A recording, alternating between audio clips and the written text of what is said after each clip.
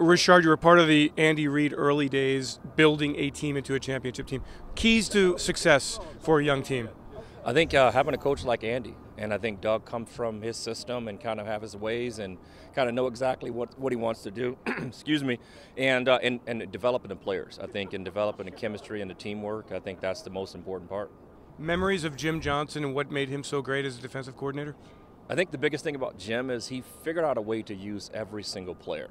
He played to your strengths. He figured out ways to not put you in bad situations, and we saw a lot of changes in that, and you're seeing a lot of people doing similar things that he's doing right now with some of his complicated blitz schemes and finding the mismatches and really being more aggressive on defense. Brian Dawkins is a finalist for the Pro Football Hall of Fame.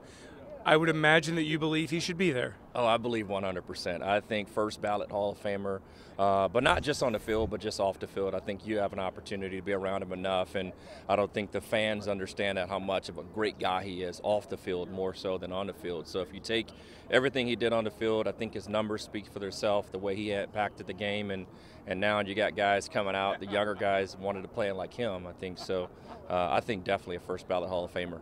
What was it like getting to the NFC Championship game in those seasons and having so much success? It would be nice to get over the hurdle. I think I went to 3 straight NFC Championship games, got hurt the year they went to the Super Bowl, so didn't make it that year. But it would have been nice to make it, but I think you still look back now as you get older, it's still an accomplishment. Every year you have to go back in, you start 0-0 and you start over and everybody's gunning for you, and still make a run every single year. I don't think it's nothing to really complain about. Memories of playing in Philadelphia with the fans, with the intensity, and with all the W's?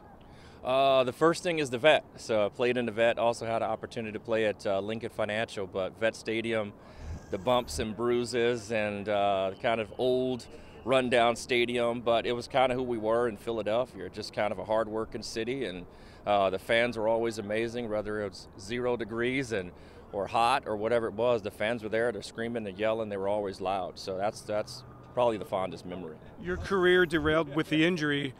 What message would you give to young guys who maybe take this for granted? I think that's the big key is don't take it for granted. It could be any day. I think I got hurt. When I really got hurt, I was running down on a play. It was a non-contact injury, and come to find out, had some damage inside structurally with the knee, and that pretty much ended the career. So I think taking it day by day, really embracing it. And I think guys are starting to a little bit more as they see, there's been some horrific injuries around the league, and guys starting to see that. So hopefully they're taking it, day by day and really taking it in. Thanks, Rashard.